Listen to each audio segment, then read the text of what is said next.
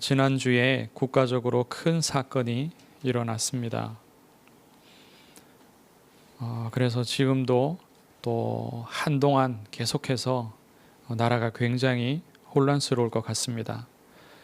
우리는 하나님의 자녀로서 또 전도자로서 이 사건을 깊이 보아야 합니다. 겉으로 드러난 것뿐만 아니라 그 속에 담겨 있는 영적인 면까지 다 보아야 합니다. 이 사건에 시발이 된 사람들이 있습니다. 물론 대통령 당사자와 가족이 가장 깊이 관여가 되어 있죠. 그리고 그들과 가까이 지냈던 또 사람들이 있습니다. 아주 긴밀하게 가까이 지낸 사람들이 있는데 이들이 다 여기에 관여된 당사자와 또 관여된 그 지인들이 깊은 관계를 가졌던 그들이 무속의 깊은 뿌리를 가지고 있습니다. 공공연하게 드러난 부분도 있고요. 또 이번에 이 문제에 시발이 된 그 사람도 분명히 무속의 그 영적인 뿌리가 있는 사람입니다. 겉으로는 한 사람의 오판이나 또 야욕이나 그릇된 생각인 것 같지만요, 그 생각과 행동에 영향을 준 영적인 뿌리가 바로 무속입니다. 그래서 귀신의 역사가 한 나라의 지도자로 하여금 이렇게 크게 잘못된 일을 하게 한 것입니다. 에베소서 6장 12절의 말씀대로요, 우리 전도자들의 싸움, 우리의 씨름은 혈과 육을 상대하는 것이 아니요 통치자들과 권세들과 이 어둠의 세상 주관자들과 하늘에 있는 악의 영들을 상대함이라. 세상 사람들은 육신의 것을 보고 그것을 가지고 싸울지라도 우리는 그리스도의 비밀을 알고 영적인 비밀을 아는 자입니다. 그래서 우리의 싸움은 달라야 합니다. 악의 영들을 향하여서 그들과 대적하는 영적인 싸움임을 명심하시기를 바랍니다. 창세기 18장 본문을 보면은 하나님께서 아브라함을 찾아오셔서 그 육신적인 대접을 받으시고 또 아브라함에게 언약을 재확인시키셨습니다. 그리고 아주 구체적인 언약과 그 낳을 아들의 이름까지 주셨죠. 1년 후에 이삭이 출생할 것을 말씀하셨습니다. 그리고는 길을 나섭니다. 아브라함이 배웅을 하죠. 3명 중에 2사람, 그러니까 여호와 하나님을 제외하고 2 천사는 소돔으로 향합니다. 여호와 하나님께서는 아브라함과 계속해서 대화하시죠. 17절에 말씀하시기를 내가 하려는 것을 아브라함에게 숨기겠느냐. 하나님께서 하실 일들, 하나님의 그 명확한 계획을 모두 아브라함에게 알리시겠다고 말씀하십니다. 그 이유가 중요합니다. 왜 그렇게 하시느냐? 뒤이어 나온 18절의 9절을 보면은요, 아브라함은 강대한 나라가 되고 천하 만민은 그로 말미암아 복을 받게 될 것이 아니냐. 아브라함이 나의 계획을 알아야 될 이유는 아브라함이 이렇게 중요한 사람이기 때문이다 라고 말씀을 하십니다. 강대한 나라가 된다는 말은 말씀 그대로요 이루어졌습니다. 아브라함의 2 아들을 통하여서, 이스마엘을 통하여서도, 또 이삭을 통하여서도 그들이 큰 나라, 강대한 나라, 힘 있는 나라를 이룸으로 그 말씀이 육신적으로 성취되었습니다. 그런데 우리는요, 영적인 면까지 봐야 되죠. 영적으로 구원받은 하나님의 백성들이 아브라함의 영적인 후손이 됩니다. 그리고 그들이 이루는 그 영적인 나라가 강하고 힘 있을 것을 하나님이 말씀하시는 거죠. 천하 만민이 아브라함으로 말미암아 복을 받게 될 것이다. 육신적으로도 아브라함과 그 후손들을 통하여서 세상에 많은 이로움이 유익함이 왔습니다. 그러나 영적으로 더 정확하게 아브라함의 혈통으로 오실 그리스도를 말씀합니다. 우리 개역 개정에는 그로 말미암아라고 번역을 하였는데요. 원어적인 의미를 보면은 그 안에서가 조금 더 맞습니다. 아브라함 안에서. 그래서 아브라함 안에서라는 그러한 해석을 하게 되면 아브라함의 후손으로 오실 그리스도에 좀 더 초점을 맞출 수가 있죠. 아브라함의 후손으로, 아브라함의 혈통으로 오시는 그 그리스도께서 천하 만민에게 복을 주시는 통로가 되셨습니다. 그 그리스도께서 주시는 그 복은 생명의 복입니다. 인생이 벗어날 수 없는 그 죄의 문제를 씻을 수 있는 그 축복이며, 또 사단에게 매여서 그 손에서 빠져나올 수 없는데 그리스도로 말미암아 사단의 손에서 구원받고 하나님의 은혜를 입을 수 있게 되었습니다. 그리고 영적으로 모든 인생이 방황하며 하나님을 만날 수 없는데 그리스도께서, 하나님의 아들이신 그리스도께서 이 땅에 오심으로 우리 인생을 만나 주셨습니다. 사람이 가진 모든 근본 문제를 아브라함의 혈통으로 오시는 그리스도께서 다 해결하셨습니다. 그리고 19절의 말씀을 보면은요, 하나님께서 아브라함을 택하였다고 말씀하십니다. 택하였다라는 이 말의 의미는요, 알다라는 의미를 가지고 있습니다.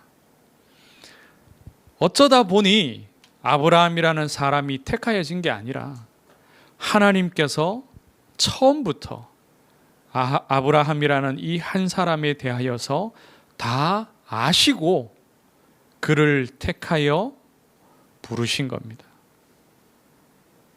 구원받은 그 백성들의 영적인 나라를 이룰 조상으로 부르시고 그리스도를 보내실 그 혈통의 조상으로 아브라함을 택하신 겁니다. 하나님이 하시려는 그 일을 왜 아브라함에게 숨기지 아니하시고 다 알리시느냐? 이 말씀들을 통하여서 보면은요, 이제 두 가지 이유가 되죠. 하나님의 구원의 큰 역사 속에 아브라함이 들어와 있기 때문입니다. 그냥 들어와 있는 정도가 아니라 아브라함이 주역으로 택함 받았기 때문입니다. 우리가 바로 그러한 신분이요, 그 은혜를 입은 자입니다. 이 시대에 아브라함처럼 하나님의 구원의 역사를 이룰 주역으로 하나님께서 우리를 택하셨고 부르신 것입니다. 하나님의 계획은 무엇이냐? 소돔과 고모라를 멸하시는 것입니다. 그들이 큰 죄악을 저질러 왔고 그 죄악이 많은 이들의 원성을 사고 있는 것입니다. 이 계획을 듣자마자 아브라함은 하나님께 중보하기 시작합니다. 아브라함에게 있어서 이 소돔은 어떤 의미를 지니고 있냐? 자기의 조카인 롯이 거주하고 있는 도시입니다. 롯이 가정을 이루고 또 그 자녀들이 이제 결혼을 앞두고 그렇게 뿌리 내리고 살아가고 있는 도시입니다. 그 도시가 죄악으로 가득 찼을지라도 아브라함의 사랑하는 혈육이 그곳에서 살아가고 있습니다. 아마도 이 대화는 하나님과 아브라함이 그 소돔을 바라보면서 이루어진 것이 아닌가 전 개인적으로 생각을 합니다. 아브라함이 거주하고 있는 그 헤브론 이 지역은요 굉장히 고지대입니다. 그래서 그곳에서 멀지만 사해까지 소돔과 고모라까지 보입니다. 그곳에서 보인다고 합니다. 늘 볼 수 있는 그곳에 자기의 조카 롯이 살고 있는 그곳에 이제 하나님의 심판과 멸망이 곧 이르게 된 것입니다. 21절의 말씀을 한번 보십시오. 내가 이제 내려가서 그 모든 행한 것이 과연 내게 들린 부르짖음과 같은지 그렇지 않은지 내가 보고 알려하노라. 하나님께서 이렇게 말씀하시죠. 그런데 하나님께서 가셔야만 아십니까?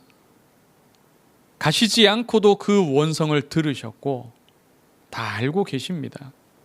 그런 하나님께서 이제 내려가서 보고 알려하노라 라고 말씀하십니다. 이미 다 아시고 또 이미 다 결정하셨지만 하나님께서 아브라함에게 이 말씀을 하시면서 아브라함으로 하여금 중보하도록 기회를 주시는 겁니다. 그리고 천사들을 보내어서요 아브라함의 원대로 아브라함의 중보대로 소돔과 고모라에 대한 멸망을 바꾸시지는 않지만 아브라함의 조카 롯을 구원하십니다. 이렇게 하시기 위하여서 하나님께서는 아브라함에게 중보할 수 있도록 그렇게 기회를 주시는 겁니다. 아브라함에게 알리시지 않고 이미 하나님께서 다 알고 계시기에 그 즉시로 심판하고 멸망하실 수도 있으시지만 아브라함과 만나 이 대화를 하시고 또 천사들을 보내며 그 시간을 하나님께서 허락을 하시는 겁니다. 무슨 말씀이냐? 하나님께서 아브라함에게 하나님의 계획을 알리실 때부터 하나님의 계획을 알리시고자 마음 먹으신 그때부터 하나님은 아브라함에게 중보하기를 요구하고 계시는 겁니다. 왜 아브라함이 중보하여야 합니까? 그리스도를 가진 자이기 때문에, 그리고 하나님의 계획을 들은 자이기에, 하나님의 계획을 아는 자이기에 아브라함으로 하여금 중보하게 하시는 겁니다. 그리고 그 소돔과 고모라가 아브라함과 아무 상관이 없는 게 아니라 아브라함의 혈육이 그곳에서 살아가고 있기 때문입니다.